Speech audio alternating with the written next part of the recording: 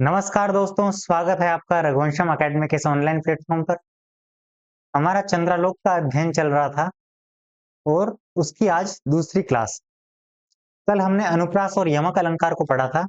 उसके बाद आज श्लेष, वक्रोक्ति और स्वभावोक्ति, इन तीन अलंकारों का अध्ययन करेंगे। आइए शुरू करते हैं। उससे पहले पिछली क्लास का ये प्रश्न, इसका उत्तर आपको कमेंट बॉक्स में देना था। शब्दार्थयोः मनोहरः सन्निवेशः किमुच्यते? तो इसका उत्तर है अलंकारः। ये पांचवें मयूख की प्रथम कारिका से ही प्रश्न पूछा गया है। ठीक है। शब्दार्थयोः मनोहरः सन्निवेशः अलंकारः उच्यते। ठीक है। आइए शुरू करते हैं आज का विषय श्लेष। श्लेष कहते किसे? इसके बारे में चंद्रालोक में कुछ नहीं कहा।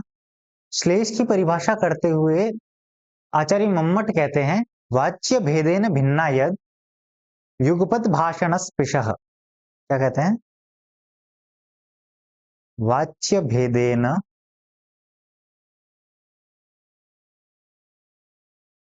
भिन्ना यद युगपत भाषणस्पृशः।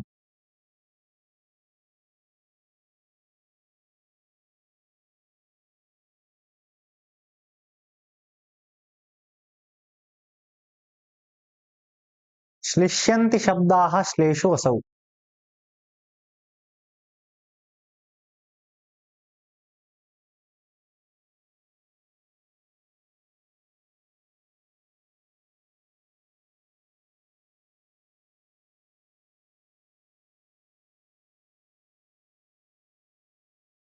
इसके वहां पे मम्मटाचार्य ने 8 भेद बताए हैं, लेकिन जो हमारे कोर्स में लगा है, हमारे सिलेबस में जो लगा है, वो चंद्रालोक के अनुसार है श्लेष अलंकार।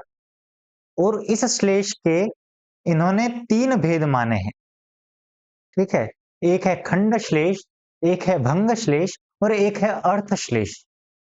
तो हमें उन्हीं 3 भेदों को पढ़ना है। तो श्लेष के बारे में सामान्य रूप से इतना जान लीजिए कि वाच्य भेदेन भिन्ना, कहने का अभिप्राय भिन्न है, लेकिन जो शब्द की बनावट है, जिस प्रकार से शब्द रखे हुए हैं, उनको अगर तोड़ा जाएगा तो उनके भिन्न अर्थ निकल जाएंगे, मतलब पूरे पद का अर्थ ही बदल जाएगा।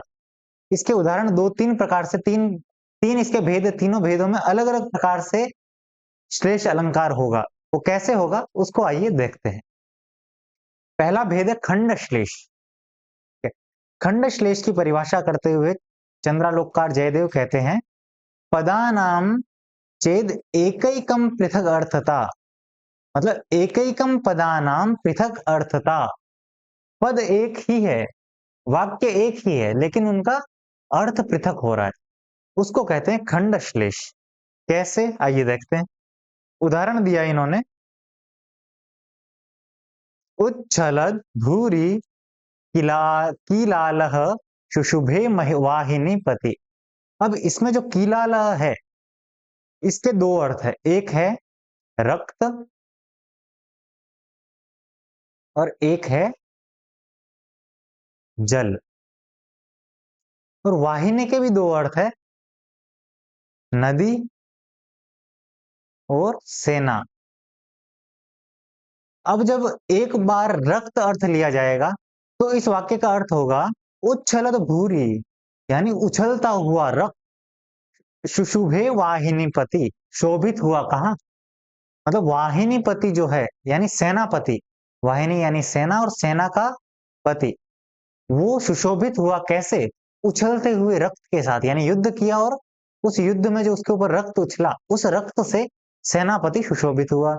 वहीं जब रक्त की जगह जल अर्थ लिया जाएगा तो उसका अर्थ हो जाएगा उच्छलद भूरी, उछलता हुआ, गड़गड़ाहट करता हुआ जल सुशोभित हुआ कहां पे? वाहिनीपति। तो वाहिनी कहते हैं नदी को, और नदी का स्वामी कौन है? नदी का स्वामी है समुद्र। तो समुद्र सुशोभित हुआ एक बार, और एक बार सेनापति सुशोभित हुआ। वाक्य वही का वही है, लेकिन अर्थ बदल गया, और यही श्लेष है। तो जहां शब्द वैसे के वैसे पड़े हैं, कोई तोड़ मरोड़ नहीं करना पड़ रहा है, वैसे के वैसे शब्द पड़े हैं और 2 अर्थ निकल रहे हैं, तब वो खंड श्लेष कहलाएगा। और जब शब्दों को तोड़ना पड़ेगा तो वो भंग श्लेष कहलाएगा। उसका उदाहरण भी अभी देखते हैं। भंग श्लेष कहते हैं,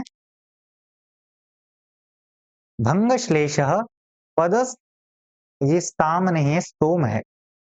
भंग श्लेष पदस्तोमस्यैव चेत पृथक अर्थता।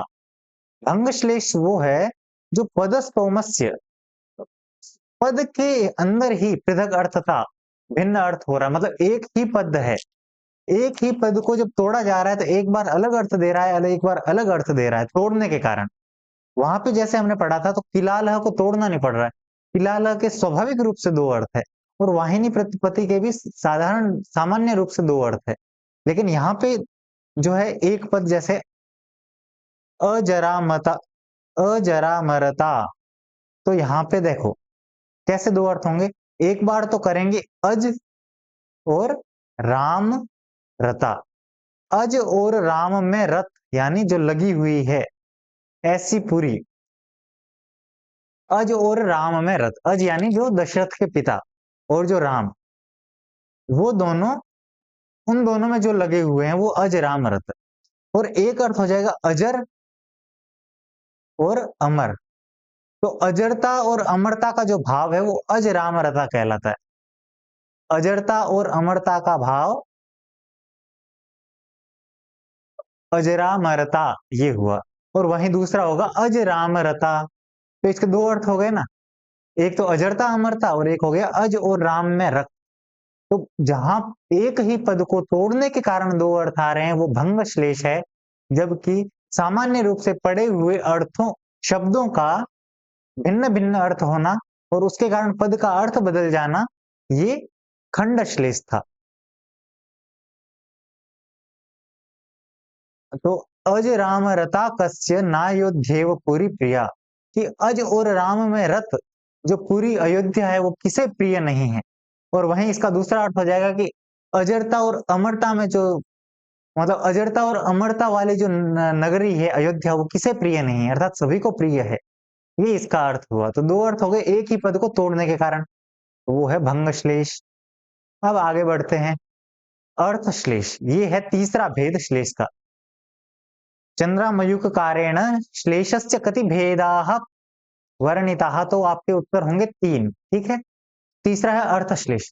अर्थश्लेष कहते हैं अर्थ मात्रस्य यद अनेक अर्थम संशयः, जहां अनेक अर्थों से संशय होने के कारण श्लेष हो रहा है। किस कारण? अर्थ मात्रस्य अनेकार्थम, अर्थ की अनेकार्थता के कारण, जो अर्थ के कारण से श्लेष हो रहा है वो अर्थ श्लेष कहलाता है। कैसे? इसको देखिए, ये जो कुटिलाह है और एक है कुंतलाह। कुटिल का मतलब होता है टेढ़ा, टेढ़े मेढ़े होना, ठीक है। तो जो आप मतलब नायक नायिका से कह रहा है कि तेरे जो कटाक्ष है वो कैसे हैं, एक तो कुटिल हैं यानी तीव्र हैं, दूसरा है श्यामल, श्यामल यानी काले, और दीर्घ यानी लंबे। तो जो कटाक्ष हैं वो, और कुंतल यानी बाल, कटाक्ष का मतलब है कटाक्ष, और कुंतल यानी बाल। तो हे नायिका, तेरे कटाक्ष और बाल दोनों ही कुटिल है, श्यामल है और दीर्घ है।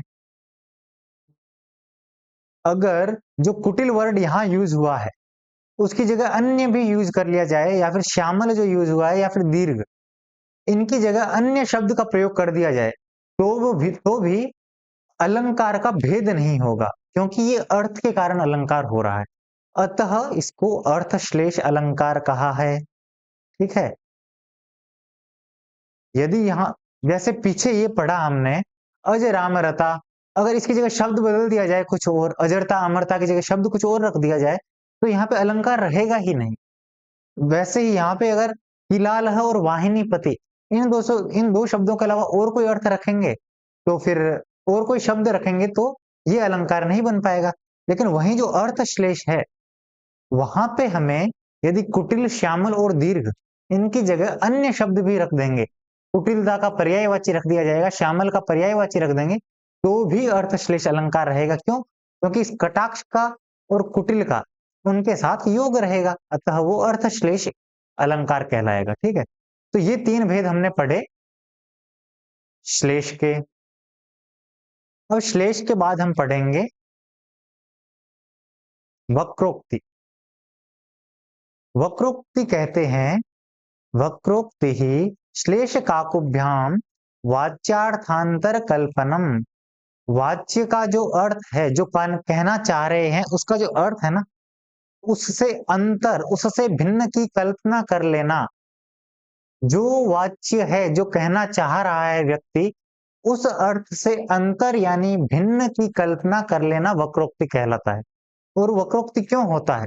तो उसमें दो हेतु है, एक तो श्लेष के कारण होता है, एक काकू के कारण होता है। ठीक है, तो वक्रोक्ति के भेद भी दो हुए। ठीक है, श्लेष के कारण और काकू के कारण वक्रोक्ति होती है। अगर आपका प्रश्न बनता है, ये बहुत महत्वपूर्ण है, यहाँ से प्रश्न बन सकता है, ये वक्रोक्ति छोड़ दिया जाएगा आपके सामने, फिर प्रश्न बनेगा कि श्लेष काकुभ्याम वाच्यार्थांतर कल्पनम कह अलंकार। तो आपके सामने ऑप्शन होंगे श्लेष, वक्रोक्ति, यमक और अनुप्रास मान लीजिए। तो ये चार ऑप्शन होंगे, तो वहां पे आपको श्लेष नहीं लगाना। यहाँ पे श्लेष देख के अगर श्लेष लगा दिया तो वो गलत हो जाएगा। यहाँ पे श्लेष काकुभ्याम वाच्यार्थांतर कल्पनम वक्रोक्ति ही नाम अलंकार भवति। ठीक है, इसका उदाहरण कैसे है, क्या है? यहाँ भी श्लेष के जो उदाहरण पढ़ रहे थे उसी टाइप का कुछ भेद होगा, लेकिन बस अर्थांतर की कल्पना की जा रही है और उससे भिन्न। इसको देखो, काव्य प्रकाश में क्या कहा है इसके बारे में कि यदुक्तम अन्यथा वाक्यम अन्यथा अन्येन योज्यते। कि पहले व्यक्ति ने कुछ कहा, जैसे मैंने कहा सेंधवम आने। ठीक है, यानी मैंने नमक मंगाया और दूसरा बंदा उसको सेंधव को समझा कि घोड़ा, और मैं भोजन करने बैठा हूं, ऐसी स्थिति में वो सेंधव को जो है घोड़ा समझ के घोड़ा लेके आ गया, जबकि मेरे को चाहिए नमक था।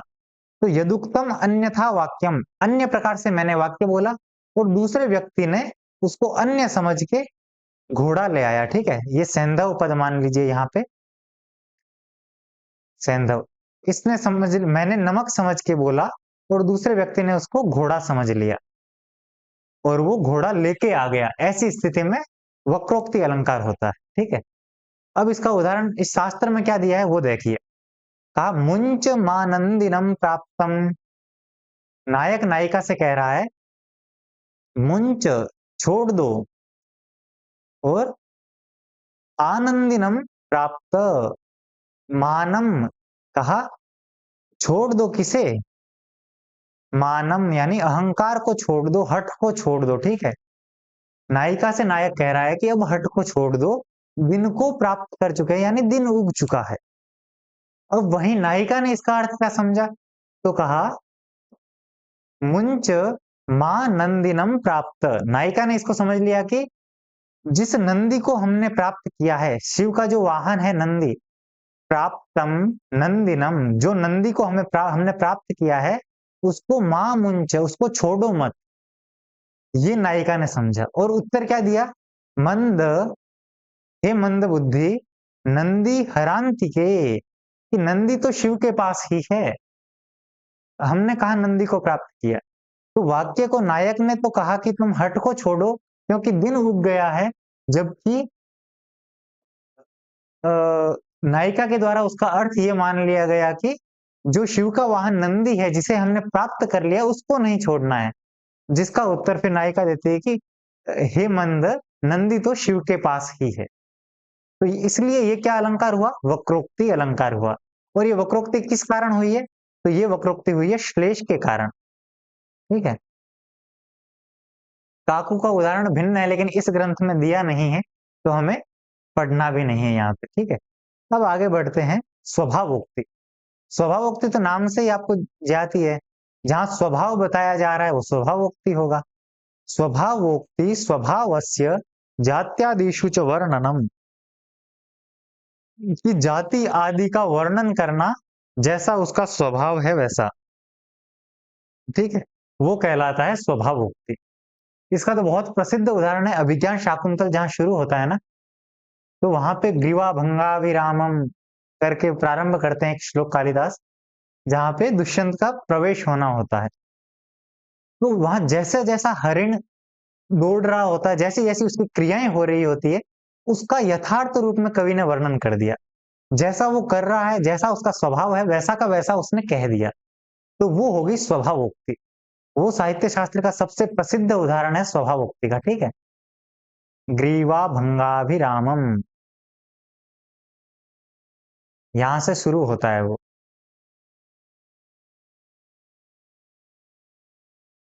ठीक है। यहाँ पे इन्होंने क्या उदाहरण दिया है कि कुरंगैः स्तब्ध करणैः उदीक्ष्यते। ये यहाँ पे नायिका को संबोधन कर रहा है। हे उत्तरंगाक्षी, ये तरंग के समान आंखों वाली नायिका, कुरंगैः यानी हरिणों के द्वारा, हिरणों के द्वारा, ठीक है। कैसे देखते हैं वो? स्तब्ध करने ही, हिरण जब भी जैसे घास चर रहा है और ऐसी स्थिति में उसे कुछ देखना है, अगर गर्दन उठा के वो देखेगा तो कानों को शांत कर लेता है, एकदम स्तब्ध कर लेता है। तो जैसा हिरण करता है वैसा का वैसा यहाँ वर्णन कर दिया कि कुरंगैः स्तब्ध करणे ही उदीक्ष्यते। हिरण जब ऊपर देखता है तो कानों को स्तब्ध कर लेता है, एकाग्र कर लेता है। तो जैसा स्वभाव था वैसा वर्णन कर दिया, अतः वो स्वभावोक्ति है। तो स्वभावस्य जात्यादिषु वर्णनम कह अलंकारः, तो उसका नाम है स्वभावोक्ति अलंकार, ठीक है। तो आज के आपके 3 अलंकार यहीं समाप्त होते हैं। आपका प्रश्न है, श्लेष काकू नामकम भेद द्वयम कस्य अलंकारस्य। किस अलंकार के श्लेष और काकू नाम के 2 भेद हैं? वक्रोक्ति के, स्वभावोक्ति के, अनुप्रास के और यमक के। इसका उत्तर आप कमेंट बॉक्स में दीजिए। फिर मिलते हैं अगली क्लास में, जुड़े रहिए रघुवंशम फैमिली के साथ। धन्यवाद।